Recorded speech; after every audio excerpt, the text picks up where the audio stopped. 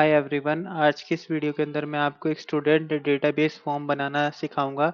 कुछ इस तरीके से आपके सामने उसका इंटरफेस दिया गया है। यहाँ पे आपको मैं एक और चीज़ बता दूँ, डेटाबेस को रिकॉर्ड करने के लिए आप देखोगे तो मैंने इतनी सारी कोडिंग की है। ये बेसिकली HTML फाइल है और इसके अंदर मैंने जावास्क्रिप्ट की मदद से स्क्रिप्टिंग की हुई है। और ये क्या करता है, ये स्क्रिप्टिंग करने के बाद कोड JS में भेजता है, यहाँ पे भेजता है और यहाँ पे हमारी गूगल शीट का जो कोड है वो रन करता है। और अगर आप यहाँ पे वेब ऐप के नाम से अगर आप डेटाबेस देखोगे तो दिस इज डेटाबेस कंप्लीटली। तो जब यहाँ पे कोई भी फॉर्म यहाँ पे फिल करेगा और ये फॉर्म बेसिकली पब्लिकली अवेलेबल रहेगा, जिसको ये फॉर्म मिलेगा वो सिंपली क्या करेगा, अपना नाम डालेगा, फादर्स नेम डालेगा, मदर्स नेम, फोटो का URL डालेगा, बेसिकली यहाँ पे अपने फोटो का लिंक डालेगा और यहाँ पे वो स्क्रिप्ट जो है, जो कोर्स के लिए वो अप्लाई कर रहा है हमारे सेंटर में, उसका लिंक यहाँ पे बेसिकली ड्रॉप डाउन से इस तरीके से सेलेक्ट कर लेगा। फॉर एन एग्जांपल यहाँ पे मैं आपके सामने डाल के दिखाता हूँ। मेरा नाम यहाँ पे अंकित कुमार जैसे मैं रख लेता हूँ और यहाँ पे मेरे पिताजी का नाम लिख लेता हूँ मोनू शर्मा और मैं यहाँ पे मदर्स नेम ले लेता हूँ मीना। फोटो का URL मान के चलो मैंने XYZ ये डाल दिया और यहाँ पे मैं जो कोर्स के लिए अप्लाई कर रहा हूँ हमारी सेंटर के अंदर, तो वो है ऐप स्क्रिप्ट। ऐप स्क्रिप्ट को मैं सीखना चाहता हूँ हमारे सेंटर के अंदर। जैसे मैं यहाँ पे सबमिट करूँगा तो आप देखेंगे यहाँ पे डेटा सबमिटेड सक्सेसफुली लिखा आ गया और यहाँ पे देखेंगे अंकित कुमार का यहाँ पे 2 बार बेसिकली डेटा आ गया। इसके अंदर हम बहुत सारी चीज़ें चेंजेस भी कर सकते हैं। फॉर एन एग्जांपल यहाँ पे हम अंकित कुमार, मोनू शर्मा और मीना, अगर ये तीनों मैच करेंगे अगले वाले डेटा से तो डेटा को एक्सेप्ट ही नहीं करेगा। फॉर एन एग्जांपल क्या पता एक जो स्टूडेंट है वो 2 बार फॉर्म भर दे, है ना। तो इस तरीके की चीज़ों को भी हम क्या कर सकते हैं, कस्टमाइज कर सकते हैं। आई होप आपको ये चीज़ समझ में आई होगी कि हमारा मेन एजेंडा क्या है इस वीडियो के अंदर। अगर हम इसके बेसिक्स की बात करें कि हमने किस तरीके से इसको बनाया तो आप देखेंगे यहाँ पे मैं एक बेसिकली क्या करता हूँ, यहाँ पे मैं स्क्रिप्ट खोल लेता हूँ। स्क्रिप्ट की नई फाइल बनाएंगे यहाँ पे। ओके, तो गूगल स्क्रिप्ट मुझे लिखना चाहिए था यहाँ पे, गूगल स्क्रिप्ट। ठीक है, तो गूगल स्क्रिप्ट में मैं जाके ऐप स्क्रिप्ट खोल लूँगा।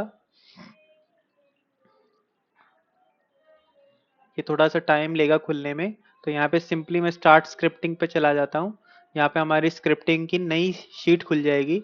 तो आपको मैं स्टेप बाय स्टेप गाइड कर देता हूँ। देखिए, अगर इतना सारा आपको सीखना है तो आपको मेरे के पूरे कोर्स को देखना पड़ेगा। बेसिकली जो मैंने प्लेलिस्ट बनाई हुई है मेरे यूट्यूब चैनल पे, उस प्लेलिस्ट में आपको सारी की सारी चीज़ें मिल जाएगी। गूगल ऐप स्क्रिप्ट के नाम से मैंने प्लेलिस्ट बनाई हुई है, तो आप उस प्लेलिस्ट में जाके सारी की सारी चीज़ें सीख सकते हो।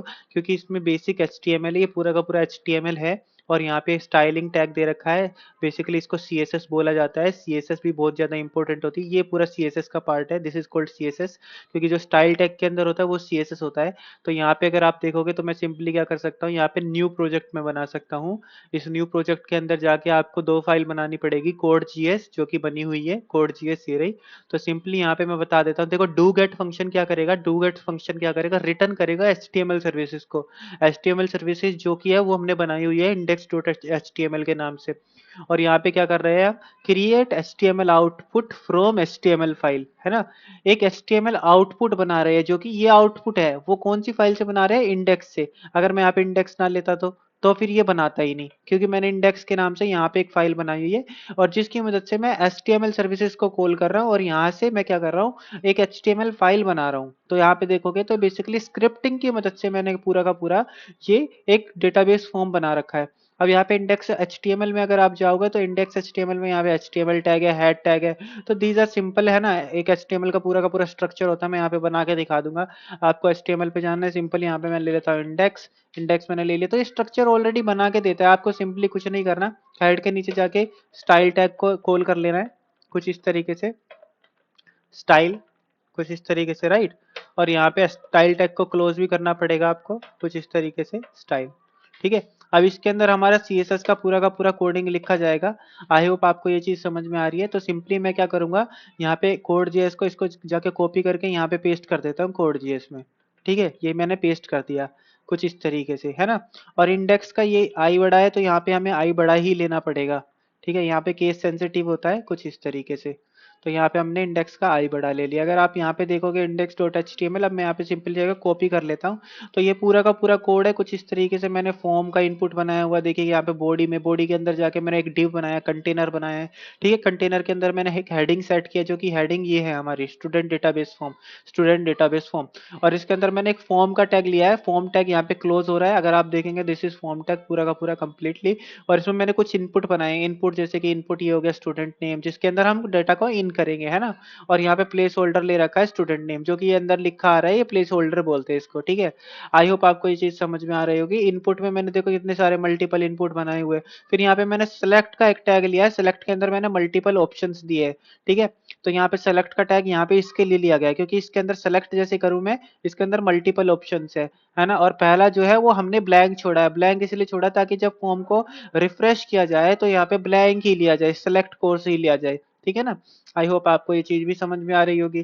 फिर यहाँ पे मैंने पी टैग लिया एक आईडी के लिए, जिसके अंदर मैं आईडी को पुश कराऊंगा, मैसेज को पुश कराऊंगा। कौन से मैसेज को?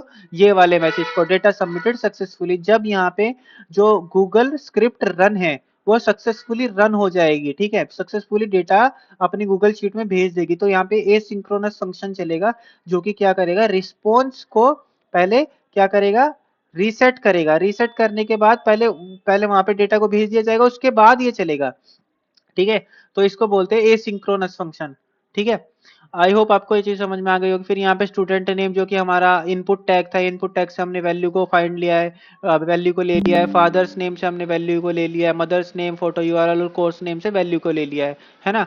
यहाँ पे ई फंक्शन है, फंक्शन ई हमने इसलिए चलाया है, यहाँ पे बेसिकली ये एक कॉल बैक फंक्शन की तरह काम कर रहा है। प्रिवेंट डिफॉल्ट का मतलब यहाँ पे ये है कि जब भी हम फॉर्म को सबमिट करते हैं ना, वो रिफ्रेश कर देता है पूरे पेज को। लेकिन यहाँ पे मैं अगर सबमिट करूंगा तो यहाँ पे सबमिट करने पे ये पेज को रिफ्रेश नहीं करेगा। ठीक है, this is called prevent default, है ना। और कॉन्स्ट मैंने यहाँ पे एक बना दिया, देखो ये की वैल्यू पेयर्स मैंने बना रखे हैं, जैसे कि की और वैल्यू, की वैल्यू, की वैल्यू। तो की वैल्यू पेयर्स बना रखे डेटा के नाम से, और डेटा को यहाँ पे पुश किया जा रहा होगा पक्का। देखिए ये रहा सबमिट डेटा, डेटा है ना, और शीट अपेंड रो डेटा। ठीक है, तो ये डेटा है, डेटा का बेसिकली क्या, data, data student name. Data के अंदर हम बेसिकली अब क्या कर रहे हैं, यहाँ पे हम क्या कर रहे हैं, की वैल्यू पेयर की मदद से स्टूडेंट के डेटा में से वैल्यूज को फाइंड आउट कर रहे हैं, जैसे कि डेटा डॉट स्टूडेंट नेम। तो ये की हो गई, की मदद से वैल्यू निकाली जाएगी वहां से, और रिटर्न यहाँ पे सक्सेस हो जाएगा। आई होप आपको ये बेसिक सी चीजें तो समझ में आई होगी। फॉर एन एग्जांपल अब मैं यहाँ पे क्या करके देखता हूँ, इसको पूरे को कॉपी करता हूँ, और कॉपी करने के बाद यहाँ पे पेस्ट कर देता हूँ। अब सिंपली आपको कुछ नहीं करना है, यहाँ पे डिप्लॉय पे जाना है। डिप्लॉय क्या करेगा, डिप्लॉय हमारे वेब ऐप के अंदर इसको लेके चला जाएगा। तो टेस्ट डिप्लॉयमेंट में न्यू डिप्लॉयमेंट कर सकते हो आप। टेस्ट डिप्लॉयमेंट तो इसके लिए होता है जो बेसिकली डेवलप करते हैं चीजों को, है ना। तो यहाँ पे मैं जाके क्या कर दूंगा, एक वेब ऐप मुझे बनाना है। वेब ऐप का नाम जो होगा वो क्या होगा, स्टूडेंट डेटाबेस, या डीबी में रख दे, स्टूडेंट डीबी रख देता हूँ। ठीक है, और यहाँ पे कौन करेगा, मेरी तरफ से एक्सेस होगा। और कौन एक्सेस कर सकता है इसको, कोई भी एक्सेस कर सकता है जिसके पास भी लिंक होगा। ठीक है, ऑथराइज एक्सेस कर देता हूँ मैं यहाँ पे, सिंपली इसको रन कर लेते हैं। तो मैं इसको रन कर लेता हूँ। बेसिकली इसको एक्सेस तो देना होगा पूरा पूरा। एडवांस पे जाके गो टू ऑन से प्रोजेक्ट पे मैं चला जाऊंगा, और यहाँ पे बेसिकली इसको अलाउ करना होगा यहाँ से इस तरीके से। ओके, और यहाँ पे हमारा यहाँ तक काम कंप्लीट हो चुका है। अब हमें एक और चीज़ करनी होगी, जो हमारा कोड जावास्क्रिप्ट का कोड है, इसको हमें रन करना होगा। तो यहाँ पे मैं इसको भी कर लेता हूँ रन। ठीक है, हाँ ये अब हम परमिशन दे चुके हैं इसको। और यहाँ डिप्लॉय में जाके टेस्ट डिप्लॉयमेंट में मैं जाता हूँ।